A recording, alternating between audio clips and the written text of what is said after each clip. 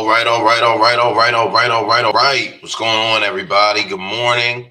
Welcome to, what is it, Wednesday? Is it Wednesday or is it Tuesday? To be honest, I've got no idea. Tuesday. I feel like I've been in the spin cycle to start this week. But happy Tuesday, March 7th, 2023. Welcome to the Premarket Rundown, our daily session where we go over any and all information necessary to keeping you consistently profitable here across these crazy markets. I'm your host, Adam Holland, stock options expert market strategist. And we're here to dive in, cover the news, notes, and most importantly, mindset. To keep those bills coming in. Had an absolutely crazy morning yesterday morning. Hoping for a more normal day today. But overall, just excited to get back to the routine. Excited to get back on here with you guys. I want to also make sure that we can go over everything to keep an eye on kind of this week in terms of, major data that's dropping, major information that we have coming out. Of course, the biggest things is that we have Powell today and tomorrow, both at 10 a.m.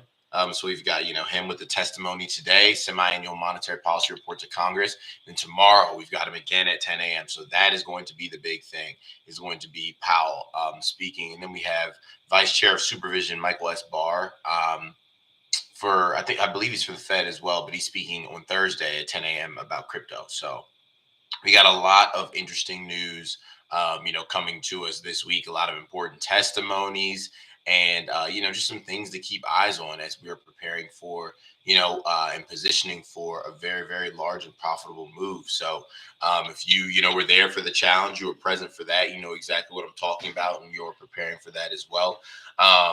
But other than that, right, we're ready to dive into what we got going on here. Let me pull up the week ahead, since we didn't get to go over that on Monday. For any of you guys that don't know, I had a crazy, crazy time. My girlfriend got a little stomach bug, and that kept us up all Sunday night into Monday, so didn't get much sleep. Then I wake up to go get her some stuff from CVS, and suddenly this older lady in the parking lot needs a jump. If you know me, you know that I'm not good with cars at all. So it was just like why me? Why is this going on? And I come back from there and I figure out that someone had hacked my Zoom account and actually had purchased like $400 worth of minutes to like make calls via Zoom, like from a telephone, which I didn't even know that you could do. But thank God I checked my email at that time. But I say all that to say it was a very Monday yesterday. But all that being said, still pushed through, right?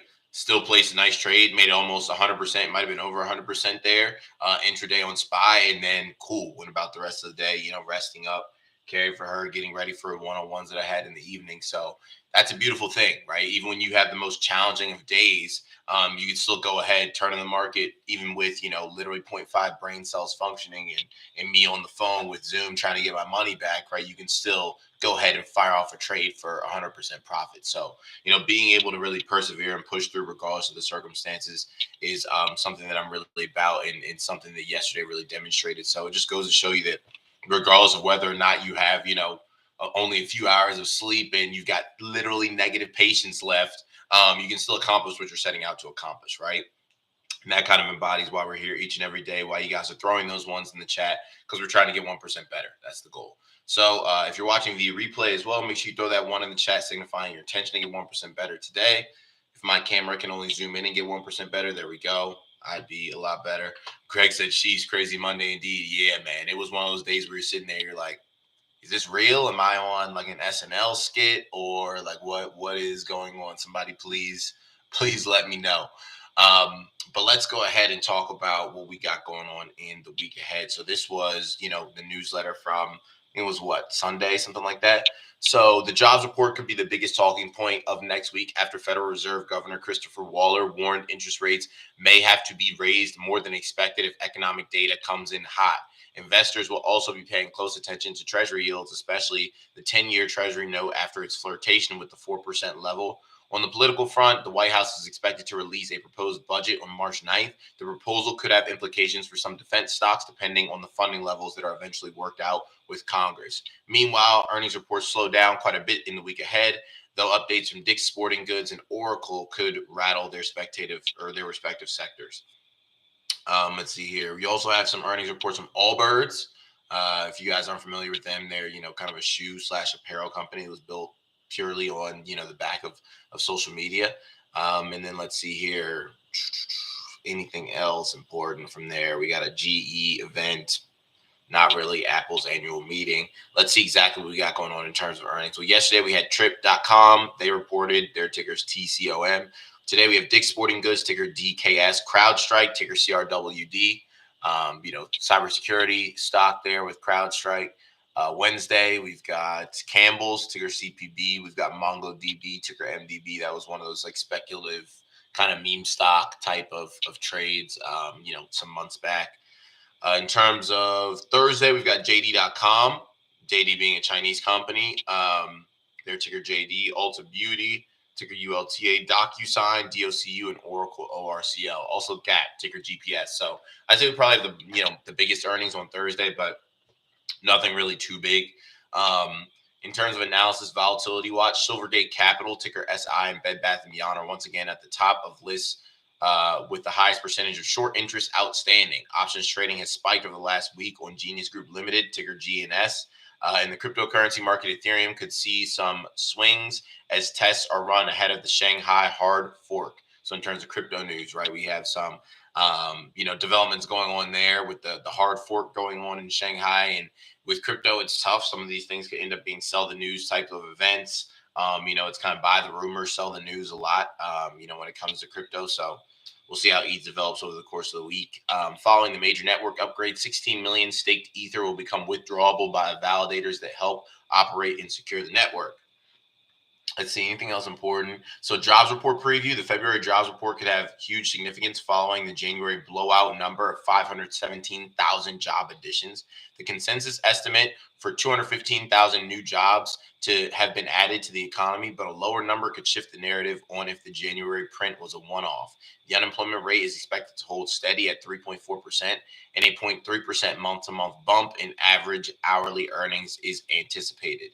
Average weekly hours are expected to dip from 34.6 to 34.6 from 34.7.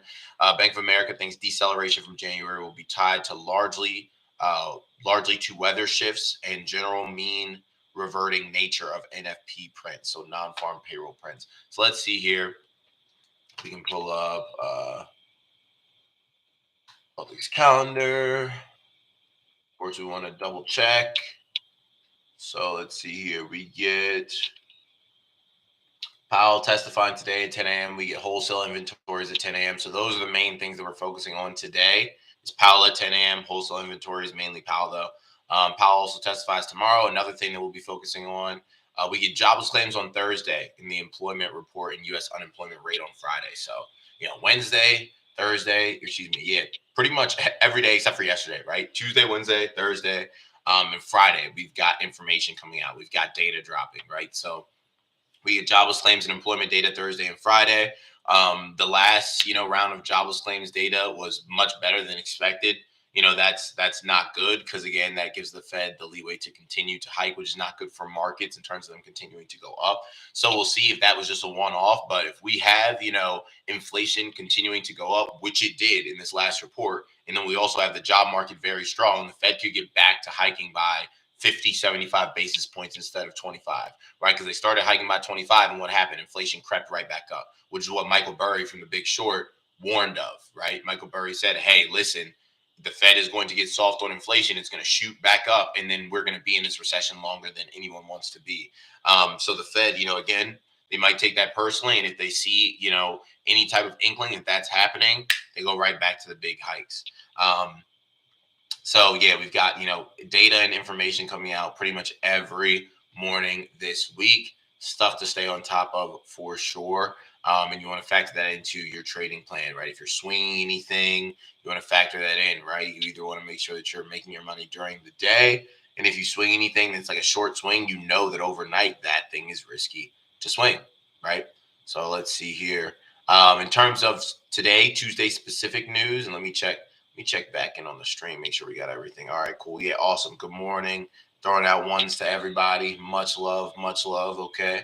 We're still good on the stream side. Let me get back to this newsletter. So, top news, of course. Whenever Powell parts those lips, it's going to make headlines, right? It's going to make markets shake and it's going to make headlines. So bigger hikes ahead. Investors await Fed Chair Jerome Powell's semi-annual testimony on monetary policy before the Senate Banking Committee later in the day for clues on the central bank's future rate path amid a wave of strong economic data. Powell will deliver the same testimony before the House Financial Services Committee on Wednesday. So it looks like he's giving the same testimony twice.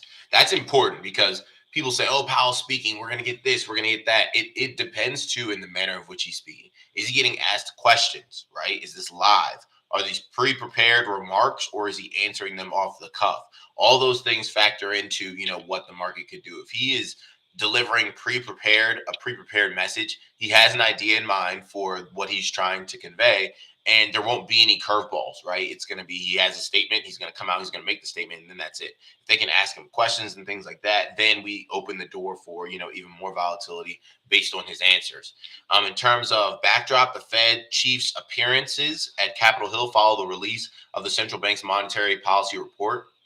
While the Fed eased its aggressive rate hiking campaign, recent data could mean a return to bigger rate hikes to rein in stubbornly high inflation. So again, these rate hikes could be going back up instead of just this 25 basis point hike. Markets are largely expecting a 25 basis point rate hike at the Fed's March 21 through 22 meeting, according to the CME FedWatch tool, and have priced in the probability for higher for longer interest rates. Meanwhile, San Francisco Fed President Mary Daly said disinflation is far from certain and the Fed is not done with tightening. So, that's been one of Powell's kind of favorite keywords over the course of the past few times he's spoken. We see these disinflationary factors starting to take effect, as in, kind of fighting against inflation and inflation going down. But now we have inflation data from the past two reads that we've got showing that it's creeping back up, right? So very, very important to make sure that you have an idea of what's going on, not just that he's speaking, but what is the context under which he's speaking in terms of markets, right? As well as in terms of like, okay, how does this affect their game plan? Where are we in terms of markets? What is the long-term outlook for markets? Where are we in relation to key levels? Use that to help develop the crystal ball, right? We developed, a weekly uptrend, and we're sitting here and we bounced off that last week, right? Strong bullish reversal candle looking to head higher over the course of the next, month and a half, 2 months. And you're sitting there and you're like, okay, where are we in relation to that level, that support? If he speaks and things are negative, where are we likely going to drop right to that support, right? So it's playing that stuff in your head so that when you enter trades, you're like, okay, can I get this at a better price, right? Is this something that I should wait on? If we drop, should I be scared? Right? All of those questions are answered if you have an idea of what's the game plan for the charts, where are the major levels, and then what is it that he's going to be talking about and what are the risks. You get one from being there in the pre-market rundown. You get the other one from being enrolled in Stock Options Made Easier, at the least being involved in the challenge that we just had, right? Taking both of those knowledge, fundamental factors that are going on in the news, technical factors when it comes to the charts, where you literally need one line, boom, thousands of dollars in profit, right? It's a very simple formula, but you got to take the time to get both of those factors. Make sure that you're concrete on them, right? Don't wait for the opportunity to come for you to sit there and be like, oh man, hey, Adam, I actually didn't really know exactly how to do this. You think you could help me out? Listen, man, I've already backed up the Brinks truck, right? I'm already heavily in this position and we're already taking off. Why are you asking me this now, right? You need to make sure that you are getting information in order to act when the time is right, saving your buying power in order to act when the time is right. Procrastination and over exuberance is going to be the death of accounts. It always is. People saying, oh, I'm ready to go, and they don't prepare. Or people saying that, I'm bored, I'm going to overtrade. And then by the time it comes for you to actually put money into a position, what happens? Adam, I've only got $123 in my account right now. What do I do with it? You should have been saving it, right? You should have been waiting for the move that has been forecast and then taking advantage of that. Not day trading nonstop for the past few days when there's no real reason to, right? So it's all important when it comes to factoring in your game plan and managing yourself, managing your buying power, managing the moves that you are making. In terms of outlook, quote, all eyes will be on whether Powell uses the opportunity to strike a more hawkish tone, said Deutsche Bank's Jim Reed. The question of most interest will be whether he indicates a preference to stick to the 25 basis point pace going forward, or 50 basis point moves are still on the table. Wells Fargo expects the Fed to finish raising rates by mid-2023, once disinflation and a more rapidly slowing economy are more evident. So Basically, what they're saying is that they expect the economy to rapidly slow even more. Right? What is another word for that? Recession. So it's important to recognize again, like just because we're going up or the weekly trend has changed does not mean that recession does not happen. Right? The market and then what happens with people are generally disconnected. The market loves when companies spend less money. How do you spend less money? Firing more people, right? Meta's laying off thousands of more people, possibly today, right? By the end of the day. So overall, what's good for people and good for markets are two completely separate things. The market going up does not necessarily mean that that's in the best interest of the millions of people in America. Um, so overall, we'll see what Powell's got to say at 10 a.m., but all eyes will be on him, and that will, really be the big determinant of the movement that we get this week. Now, speaking of Meta layoffs, that's our next headline. Meta Platforms is set to cut thousands more jobs as soon as this week, despite CEO Mark Zuckerberg's holiday season assurance that he wasn't expecting more layoffs. So again, we can't even trust, these people with their word saying that, hey, you'll be fine, right? We're not laying any more people off. It's like Elon Musk talking about how he's not selling any more Tesla stock. Sure, I'm sure you aren't, right? And then he ends up going right back to selling it. So let's see here. The latest round of job cuts follows the social media giant's move last year to lay off around 11,000 workers, or about 13% of its workforce. The new job cuts are tied to financial targets and are separate from Meta's plan to flatten its company structure to create less distance between Zuckerberg and interns. The change in structure is expected to result in thousands of job cuts, and some by attrition. So every company is changing, right? They're changing and are they making minor moves? Are they saying, hey, listen, out of our thousands of employees, I think we need to send 5 people home? No, they're sending home thousands, right? They are taking massive action and following it up with consistency. What do I always say? What these large companies do, we need to replicate on a smaller scale. Are you taking massive action? Are you following that up with consistency? That is the name of the game in 2023, right? I've been saying it nonstop. I'll continue to say it. I've done it in my life. And if you want to be part of a club that does that too, you're in the right place, right? But you need to make sure that whatever you know you need to be doing, you are doing it, because all of these companies are doing it and they do not care about any type of repercussions, right? They're saying this is what I need to do. I'm taking massive action and I'm doing it consistently. Taking action, consistency, consistency, consistency. That's what all these companies are doing. What are they doing as a result of it? They're doing better, right? They're absolutely crushing things. In order to crush things this year, that you can't sit on your butt any longer. You can't say, "Hey, listen, I'm fine with kind of just doing this thing bit by bit, and maybe it comes to me, maybe it doesn't." You're not going to be successful, right? It's as simple as that. And this is one of those years where it's either you put your big boy pants on, your big girl pants on, or you get left behind, right? So it's the year of massive action plus consistency. Whatever large companies are doing on a large scale, you need to be doing that as well. Why? They're facing the same economic circumstances that you are, right? So what they're doing is to compensate for that. So if you say, hey, I don't know what to do during this time, well, what are these companies doing, right? They're taking massive action. They're taking massive action. They're integrating different tools that allow them to get more done with less, right? All of these things are what you need to be doing. When you see massive companies taking massive action, you don't just sit there and say, oh, well, something's going on. I guess I'll just hang out until it's over. No, right? That's what we also have to do, and what a lot of you guys here have been doing. So, hats off to you for doing that. Hats off to myself for doing that. It's something that I really was committed to in 2023, and I'm seeing, the results of that, which I'm super, super pumped about. But it doesn't stop with you starting to see results. You continue and continue and continue until, you've completely closed the gap between where you are now and where you are destined to be, which is what we're all trying to do, right? But in terms of these moves, it sucks for the people getting laid off, but also it just underscores the reason why you need to know how to make your money work for you out here in these markets, because you never know when something changes. And at the end of the day, you still got to be able to put food on the table, right? So in terms of merger news and acquisition, JetBlue deal doomed. Regulators are reportedly looking to block the prospective merger between JetBlue Airways, ticker JBLU, and Spirit Airlines, ticker SAVE, sending shares of the latter sliding nearly 9% on Monday. Both the Department of Transportation and the Department of Justice are looking to halt the deal on the grounds that the merger would be anti-competitive. Executives from both carriers met with the DOJ late last month in a last rites meeting to assuage concerns over the merger, but it appears these efforts have failed. So what else is new, right? This is pretty much just continuation of the trend that we've been seeing in terms of this administration and how, they're behaving in terms of mergers and big deals and acquisitions. They're not letting them happen. The Biden administration has been a lot more strict on these deals happening than the Trump administration. And, as a result, you're seeing rarely any huge deals in terms of companies acquiring other companies actually going through. So we get, another example here is the DOJ, and the Department of Transportation cracking the whip here on this JetBlue Spirit Airlines merger. Now, in terms of healthcare deals here, California Done with Walgreens. Shares of Walgreens Boot Alliance, ticker WBA, dropped after California Governor Gavin Newsom slammed the pharmacy chain operator over its plans to stop selling abortion pills in 20 states. Newsom said that the state won't do business with any company that puts women's lives at risk.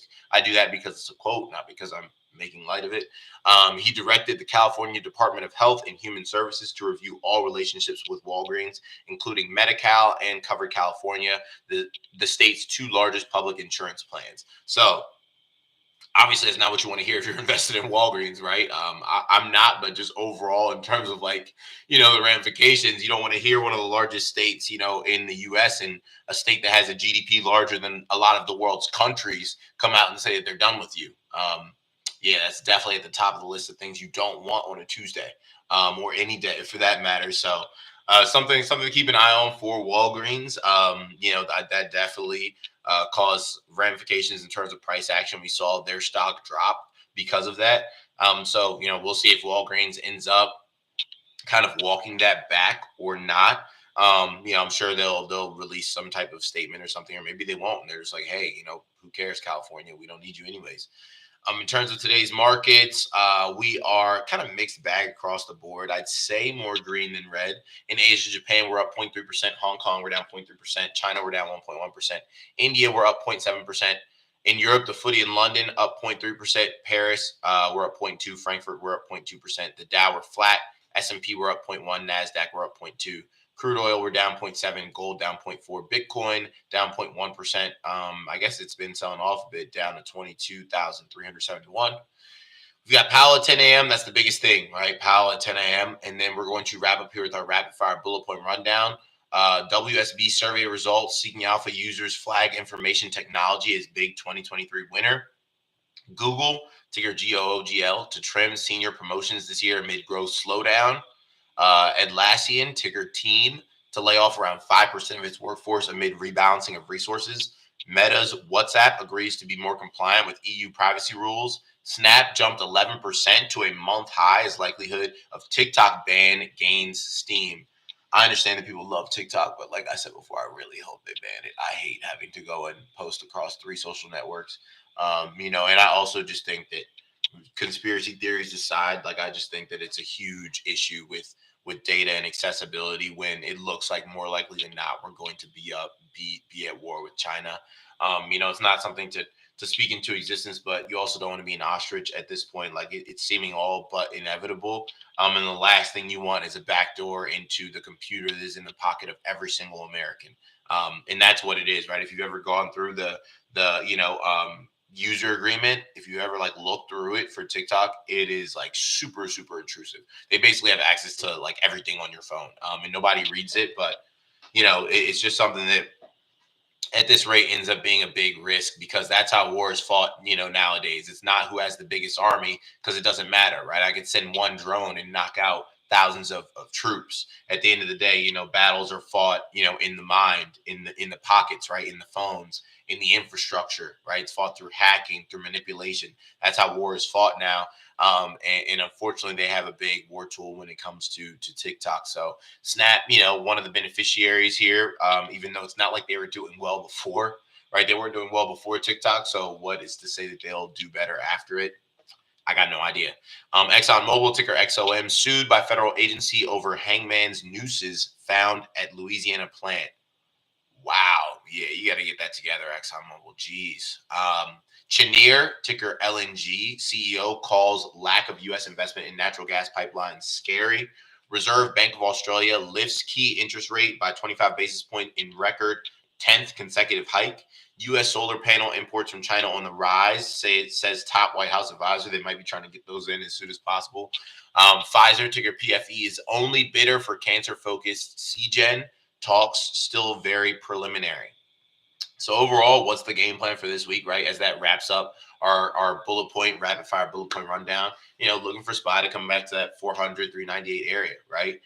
Removing TikTok app immediately after pre-market rundown. Yeah, look, I mean, it's one of those things where it's just like, yeah, is it cool? Yes, but also like, do I just see it doing like extreme harm rather than good? Yeah, right. So, I mean, if they're not allowing you to have it, if you work for the government or in any form of defense, like, might it be propaganda? Yes. Would I rather be safe rather than sorry? Yes. And probably a lot more productive? Yes. So in terms of, kind of like the game plan and what we're looking for, SPY to come back. If you guys were there for the challenge, what the candlestick means that we put in yesterday. You know what the candlestick means on the daily, right? You know what the candlestick means that we put in, on Friday, right? So all of that kind of comes together to paint a picture where if we get back down to that 400 to 398 area, looking to back up the Brinks truck on long calls and swing those babies in a month and a half, take massive profits. That's the game plan. For my people in the Facebook group, you'll get that executed live. For anybody who just popped on and caught the nuggets, cool. You got some nuggets. But that is the game plan. That's what we are looking to do. Make sure you are in a position to do that as we're looking to execute this week, right? So everybody have a great rest of the day. It's pretty much it. That's all I got for you. Looking for that area when we come down to that area, that 400, 398 area, looking to get long calls, hold those bad boys, trade with the trend, just like we learned about 90% profit probability, and take it straight to the bank. 2023 is what we're looking to do. Crush goals, crush trades, get money, and get good sleep. Right. But overall, everybody, thank you for being here, investing in yourself. That always nets the biggest return. If you got anything valuable, even one piece of valuable information, even though this thing wants to be all, there we go, blurry. If you even got one piece of valuable info, just show love to the account, right? Comment on posts, show love, save them, like them, all that good stuff. Takes 2 seconds, right? Takes literally a few taps of your thumbs for you to invest back in me after I invest in you. Super easy, right? If you see it, might as well. And then we're all continuing to build each other up, right? That's all I ask. Send it to somebody. Tell them to tune in here. If they're not doing anything but scrolling through TikTok, tell them to tune in here. They can learn something and literally get free money. So everybody have a great rest of the day. See you back here tomorrow morning for our next pre-market rundown. Have a good one.